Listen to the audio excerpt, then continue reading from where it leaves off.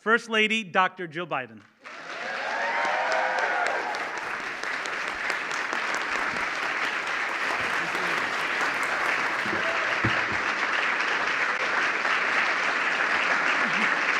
Thank you. Thank you very much. Thank you. Thank you, Secretary Cardona. And welcome to the White House.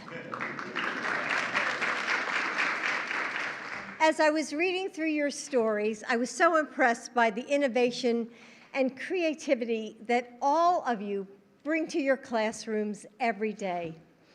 Kurt Russell, our National Teacher of the Year, helps students find a sense of self-worth by dressing for success.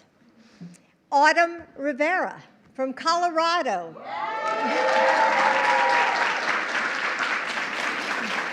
helped her students join a campaign to save a local lake. Jared Koepp, where are you? Has helped his Native American students explore their tribal culture and history. And the stories go on and on. But I also know that what makes your work special isn't just the projects or presentations. It's not the curriculum or the classroom tactics. It's that smile that tells students that they don't have to be afraid to say an answer out loud.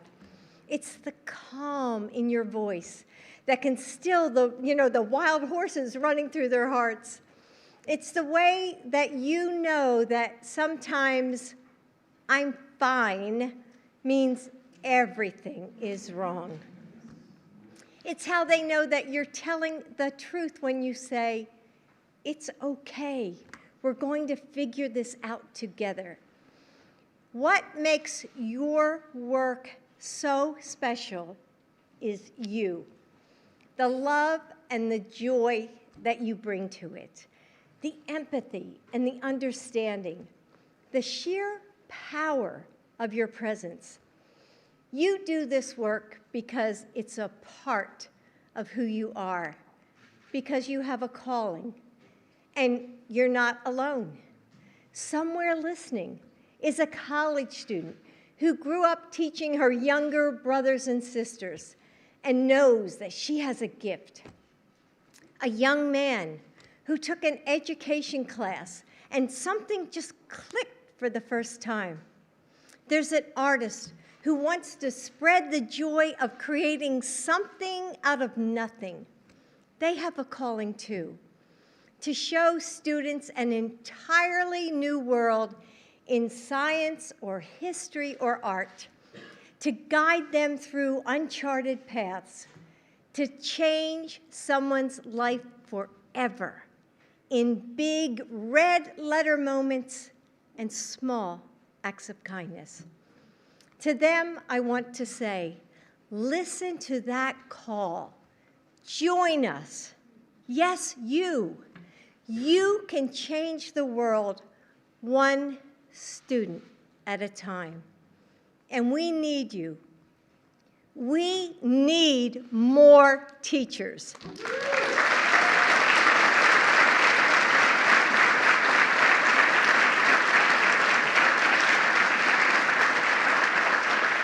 I can't promise that it will be an easy job, right? But I can promise that it will fill your life with meaning and purpose and joy. My own grandmother was a teacher in a small town in New Jersey, and she loved her work, and her students loved her in return. And just like you might see in the movies, she used to call her students to class with a big brass bell. And when she died, she didn't leave behind a giant estate, but what I inherited from her and what I still have to this day is that bell. And I sometimes think about the way her legacy resonated into the world like waves of sound, changing those who heard its ring. I think of every student she taught and every child who she inspired. And I wonder, what amazing things they grew up to do.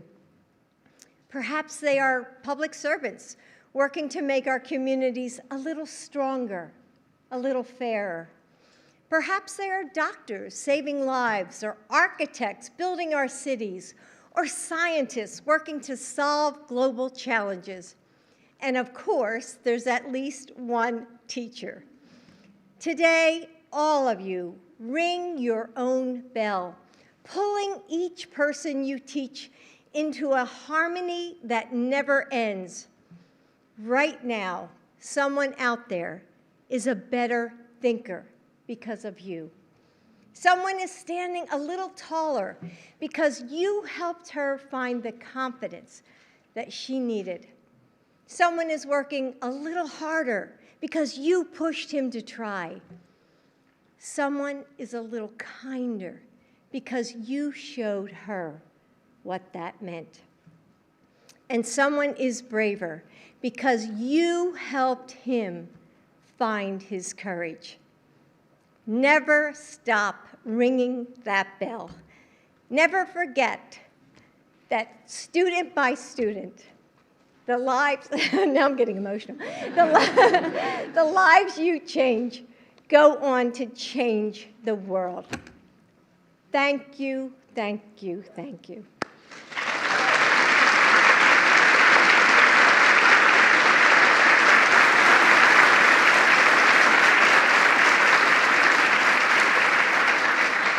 And now I'm proud to introduce someone who has answered their call with passion, persistence, and pride. The 2022 National Teacher of the Year, Kurt Russell.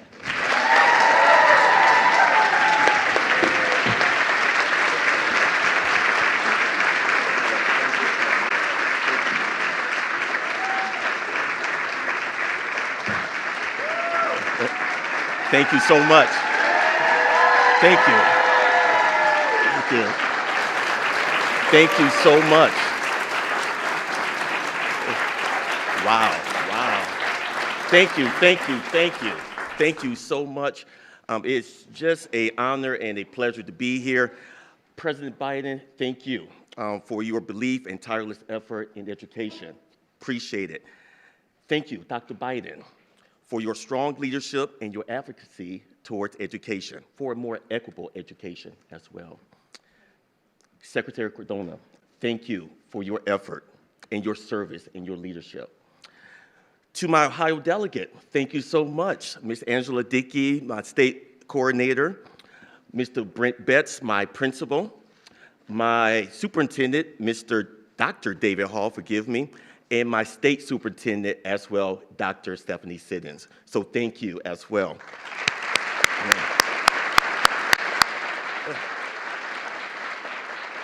I'd like to say thank you to Oberlin City Schools and for their tireless effort in supporting me, my Oberlin family. A special and most important thank you to my beautiful wife, Donna, who is here. And my two sons, KJ, Kurt Jr., we call him KJ, and Corey, and to my mother and my in-laws as well. So it's just a pleasure to be here with you. A special thank you to the most distinguished, talented, amazing group of educators assembled in one place, the 2022 State Teachers of the Year. Allow me to give you a hand.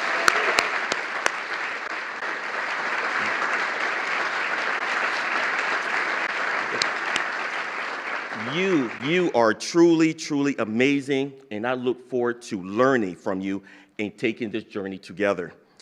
When I look at you, I see your desire to improve the lives of your students. I am humbled and honored to represent you along with the thousands of hardworking educators throughout this nation who believe in a rich, fulfilling education for all students.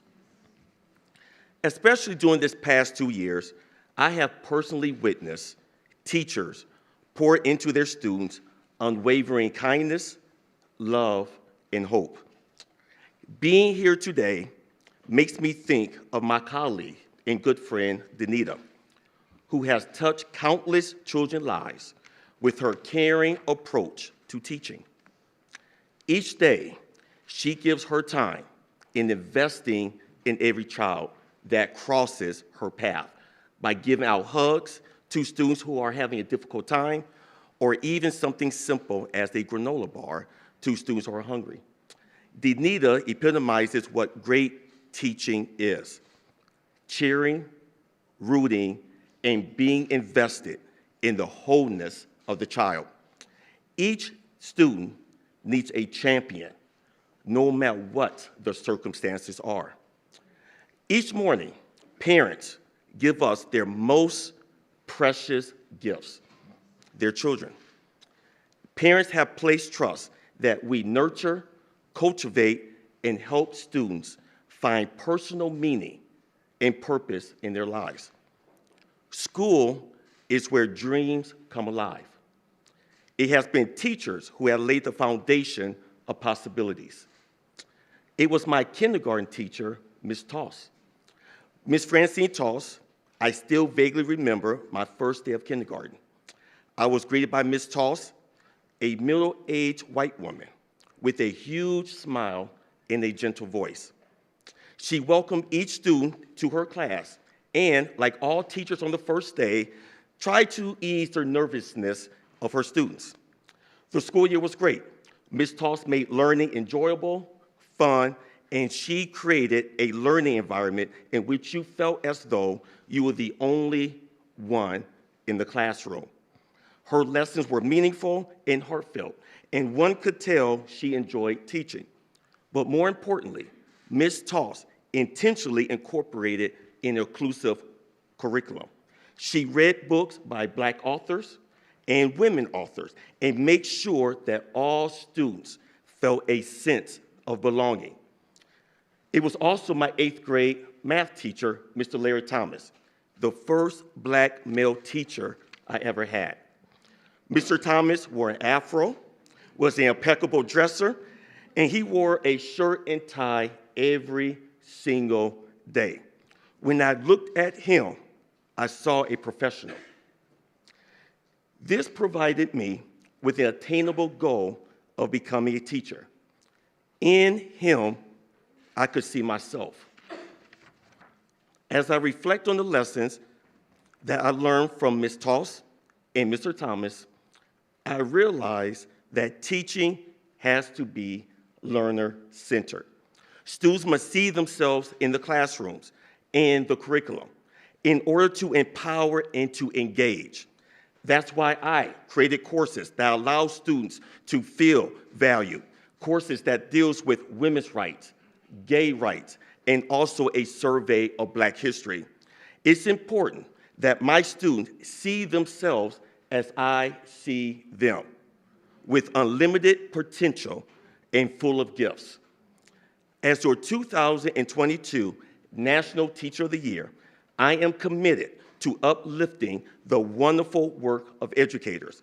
I am truly blessed to be a part of a profession that transforms and legitimizes student voices and plant the groundwork for a more culturally responsive education. Thank you so much.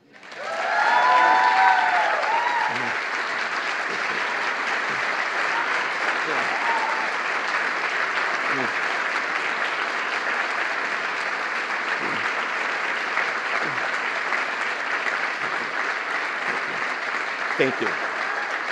Thank you so much. Thank you so much. Thank you so much. Thank you.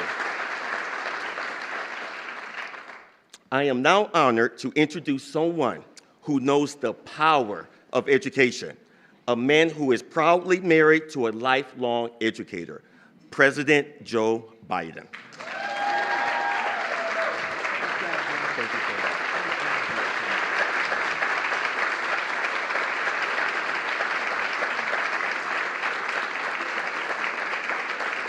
Thank you. Thank you, Kurt. Thank you, thank you, thank you. Secretary Cardona, thank you. And I want to thank Jill. Jill is the nation's first lady to work full-time as a professor, as a teacher. She taught high school, and she teaches at community college for a long time now. We made a deal that she's so good. Teaching is not what Jill does, it's who she is, like most of you, who you are, what you believe. And so when we got elected to the presidency, and as vice president as well, I suggested, and she agreed fully, that she should continue to teach. And people said, what?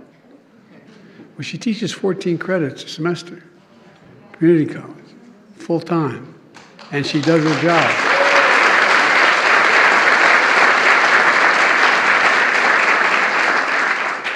And,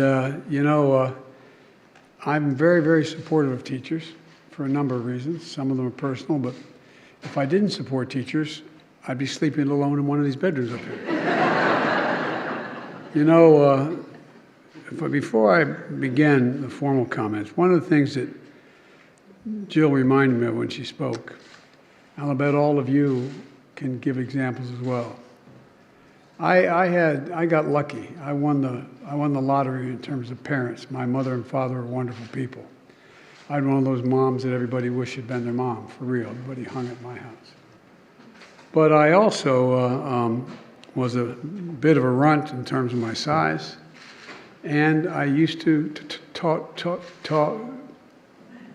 like this. I stuttered badly. And when you stutter, everyone thinks you have to be either stupid or totally incompetent. And if you notice, it's the only infirmity an adult can talk about having had that people, you didn't because you're teachers, think they can laugh, think it's funny. If you saw the movie The King's Speech, you understand. You understand.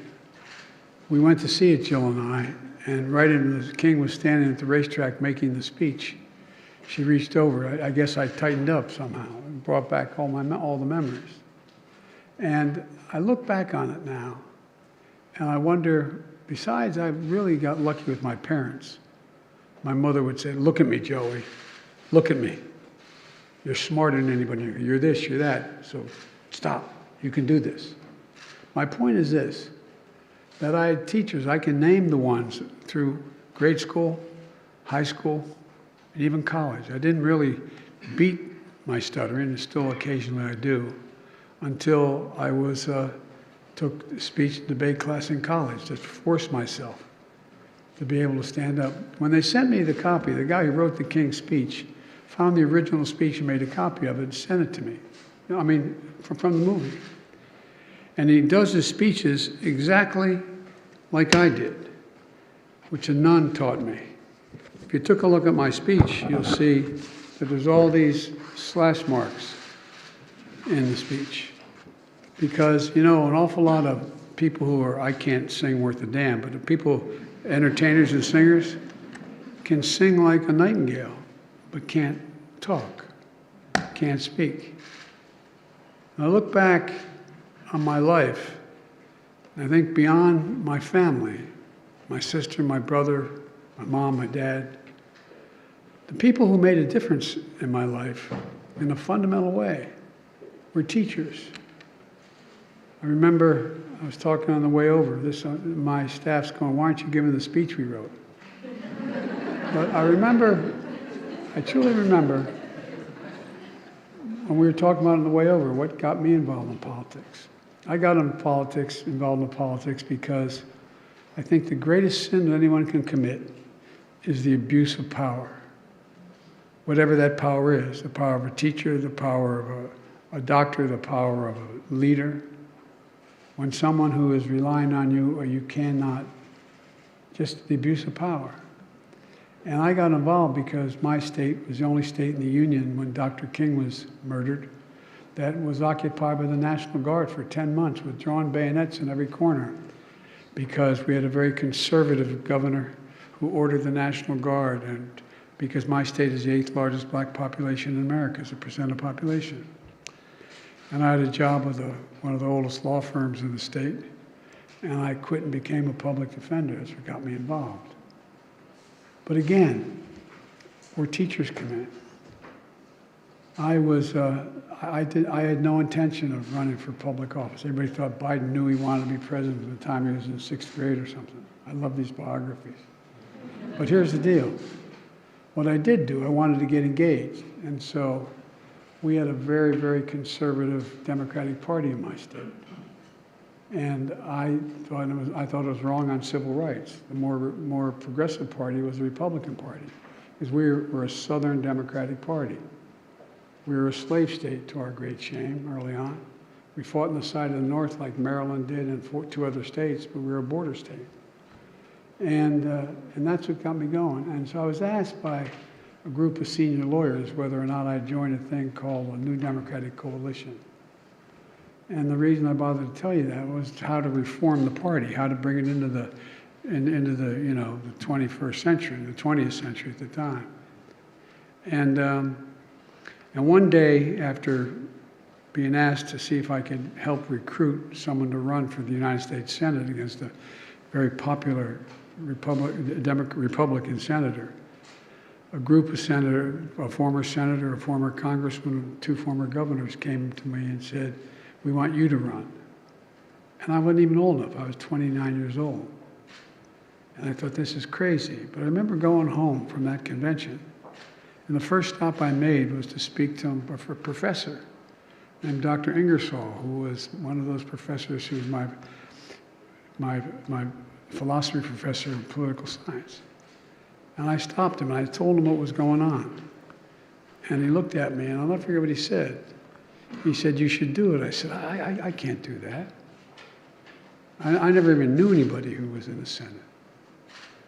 And he looked at me, he said, "Remember what Plato said?" I'll paraphrase it, he said. "The penalty good people pay for not being involved in politics is being governed by people worse than themselves." But my generic point is this. He gave me the confidence as a 29-year-old kid with no money to run. He gave me the confidence. Just like the nun would tell me, Joey, you can do this. They gave me the confidence. And I think about it. You're going to think about 20 years from now, how did you end up standing on the podium in the White House? No, you didn't ever expect that. I wonder how I got here. I got here because of my parents and my teachers. And so, folks, that idea is exemplified by the National Teacher of the Year. Kurt, you and I have something in common, though. I was an adjunct professor in law school for years, teaching an advanced course in separation of powers, and I taught to get money when I was at Syracuse Law School. To get through law school, I was a substitute teacher. You should be nicer to them.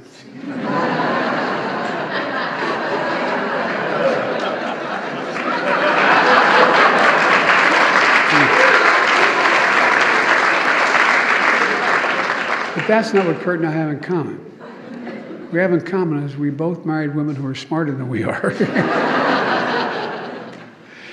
This is an assistant dean at Oberlin College, one of the finest colleges in the country.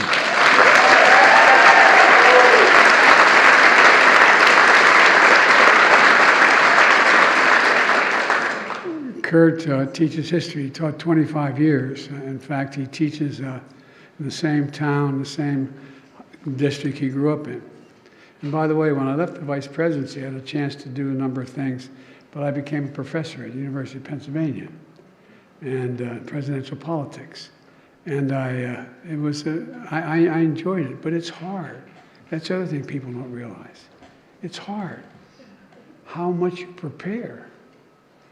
I had a 3-credit course I taught in law school. I would literally I didn't want to do it during the week because I didn't want people to say I'm taking it away from my job as a senator. So I did it on Saturdays at Delaware Law I would prepare, Jill will tell you, 3 to 4 hours before every class. And it was what not only I taught, but what I did as chairman of the Judiciary Committee. I taught about separation of powers. It was what I did my whole life. And it took me all that time. But the point is, it really mattered. I love what this guy said in his classroom about, he said his classroom, he said we listen to each other and respect people's opinion. Well, part of this is all about fundamentally teaching respect. While we might be in the opposite sides of hot topics, we're on the same side in terms of having respect for one another. Kurt, I understand you wanted to go back home to be a teacher because your teachers inspired you. I'll bet every one of you can name one or two teachers who fundamentally impacted your lives. Well, I think you've paid it forward many times over, old buddy, and transforming the lives of your students in Oberlin, Ohio. Helping students see themselves in you. That's what happens, I think. And helping all your students not only learn history, but see that they have a role in shaping history. I mean, in a literal sense. And to the Delaware Teacher of the Year, where were you, Joshua? Where's my Delaware Teacher of the Year?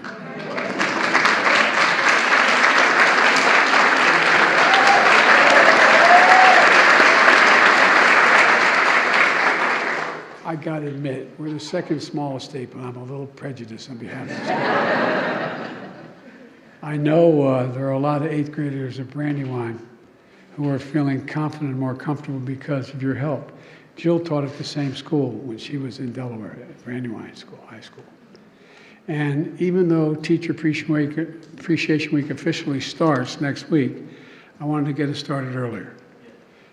It's an honor for me and the First Lady and Secretary Cardona to recognize the Teachers of the Year from 50 different states, and it really is something we look forward. I did a eulogy today for a brilliant woman, the former Secretary of State, and I sat in the front row with 2 other presidents who were also there to honor her. And I told them what I was doing, and they all talked about how much they enjoyed the years they were here with the Teacher of the Year affair. Over the past 2 years, though, the entire country has witnessed an extraordinary dedication and resolve of our nation's teachers. Early in the pandemic, teachers and teachers' aides had to do, not just be educators, you had to be tech support, you had to be moral support, you had to be health support. I mean, you had to take care of your own children in addition. And I watched how hard it was, how really hard. There was so much heroic work to help kids get connected to schools, and just the socialization that they were missing in so many places for so long. It's estimated they're 5 to 7 months behind their education right now. The American people saw it, because guess what? When you're taught remotely from home, the moms and dads understood what you were doing. And they realized how damn hard it is. No, I'm serious. I think it was, my mother used to say, out of everything bad, something good will happen if you look hard enough for it. I think that was the upside. The American people became, whoa, my goodness. And they understand what you've been saying for years, that you're a professional, all of you. All of you have a responsibility to make sure you have what you need, and we have a responsibility to make sure you have what you need to educate our children safely, so they have a chance to achieve dreams they don't even know they have. They don't even know they have. That's why I made it a priority to get educators vaccinated and reopen our schools as quickly as we do.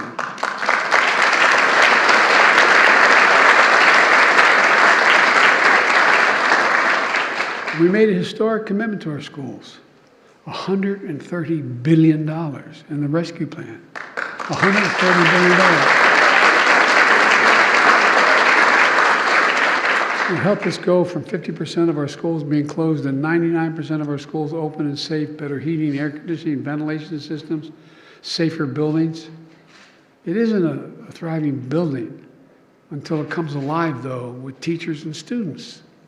And with the help of the American Rescue Plan, local governments are able to, as the state officials here can tell you in education, we're able to add a record 279,000 new educators in 2021.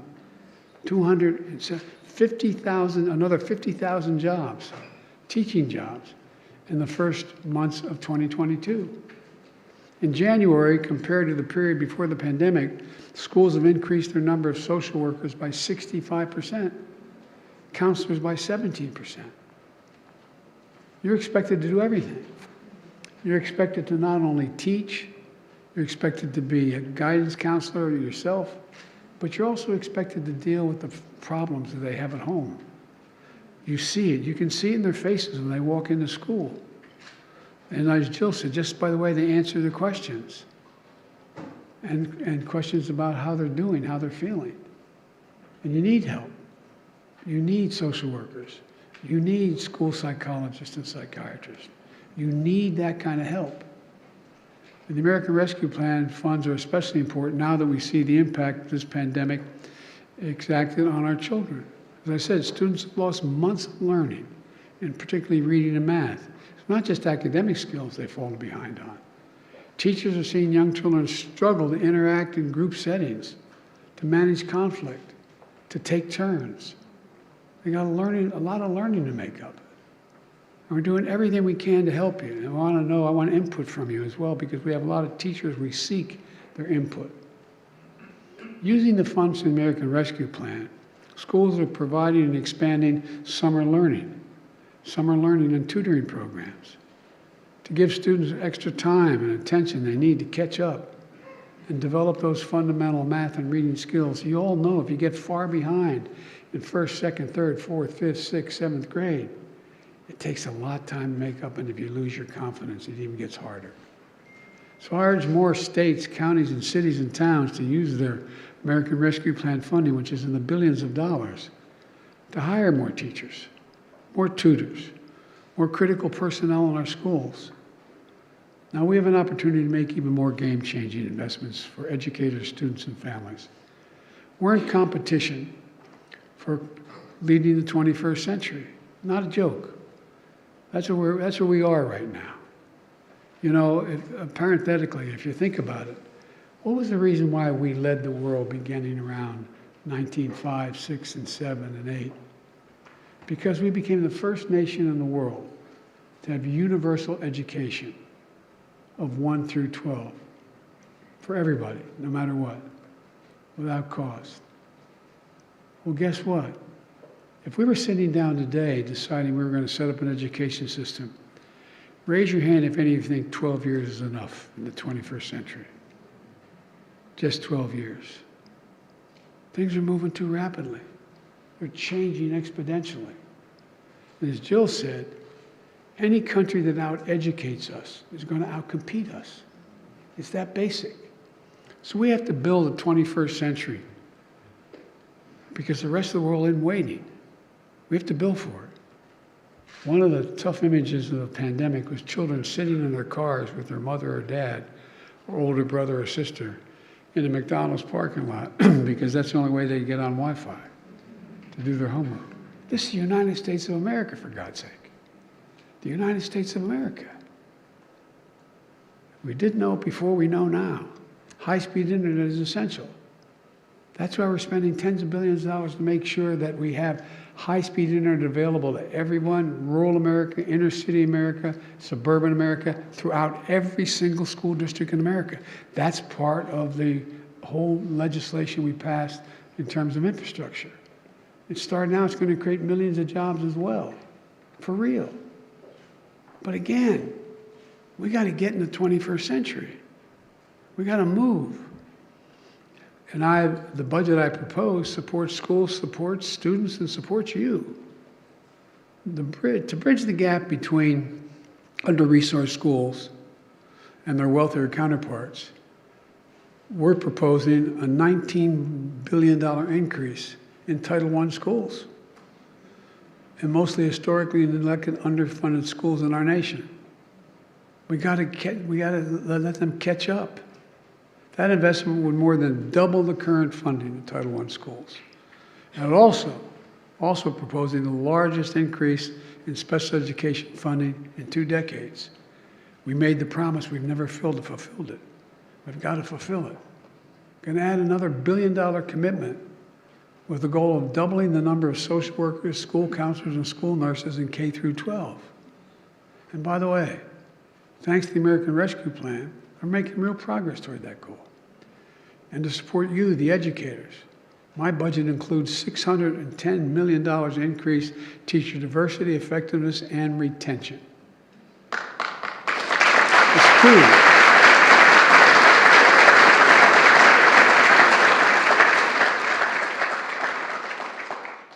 As all of you know, it takes time to become a teacher, the teachers you are today.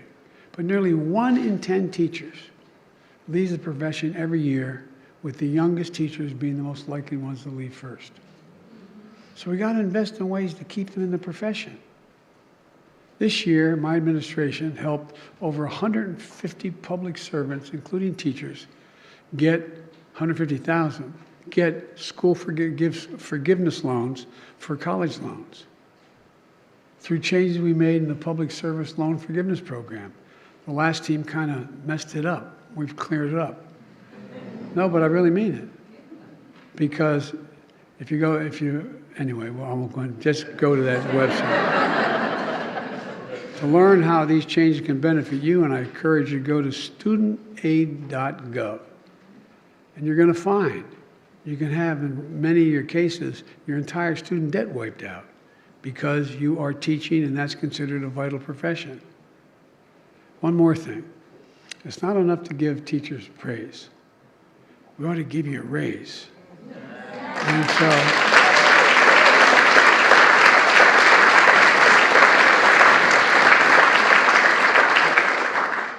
and I have to really listen to you, which I know Senator Cardona has been doing. And we should stand up for you. We should have your back. Teaching is one of the hardest jobs in this country, to be able to do it well. And one of the most important. Today, there are too many politicians trying to score political points, trying to ban books, even math books. I mean, did you ever think, even you younger teachers, did you ever think when you'd be teaching, you'd be worrying about book burnings and banning books? All because it doesn't fit somebody's political agenda. American teachers have dedicated their lives to teaching our children and lifting them up. We got to stop making the target of the culture wars. That's where this is going. Let me close with this, because I know anything about teachers. I know that some of you are probably grading papers on the way here.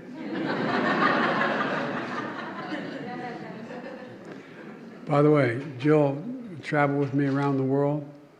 I'd say, Jill, leave the binder, leave the binder. And by the way, how many are math teachers? Raise your hand. She envies the hell out of you. She thinks your job's easier. You just got to check the answer. She teaches writing. But she gets off the plane, am I joking, with up to 50, 60 papers she's grading on Air Force One. I mean, I said, Jill, she's walking down the, I think I'm kidding you. I'm not kidding with you. This is deadly earnest. So, and many of you are trying to figure out, are you going to, if you have class tomorrow, you may not, you may be here for tomorrow, but on Monday, are you ready for your class? Are you prepared? Have your lesson plan together? Because look, we always talk about these children. They're not someone else's children. They're our children. And they are the kite strings that literally lift our national ambitions aloft, in a literal sense. Think about it.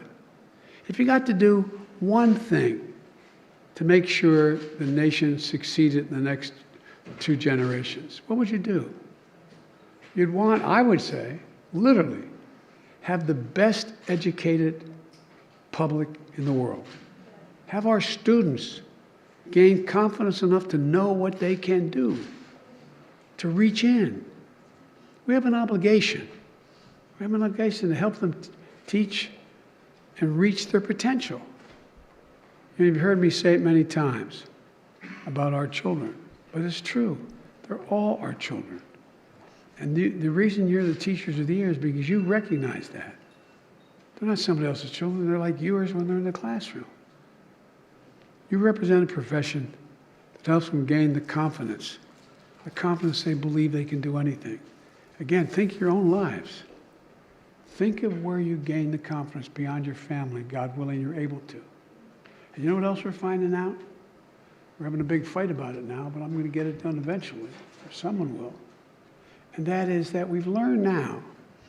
You all know, those who, if you are in the teaching profession, know that if you come from a broken home or a home with a single parent and maybe a drug problem or something, for a very poor home, you're going to end up hearing 1,000,000 words, fewer words spoken by the time you get to first grade than from a kid coming from an average middle-class home. Not in different words, just words spoken, because they're not engaged in it. Also, we've learned that if, in fact, you have kids go to school at 3 years old and 4 years old and 5 years old, you increase exponentially by 57% the likelihood they will make it no matter what their background, all the way through 12 years of school and probably beyond.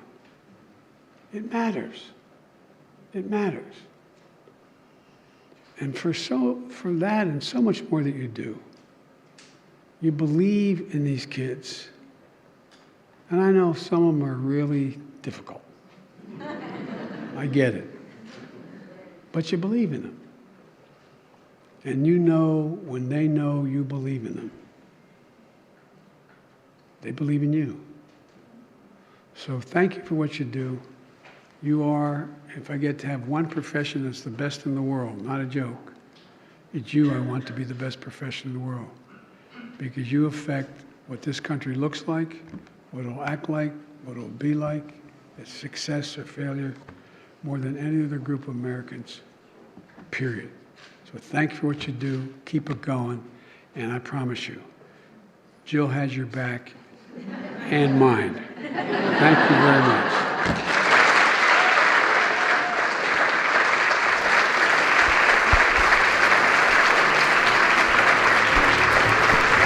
Ladies and gentlemen, please remain in your seats while the President and First Lady depart.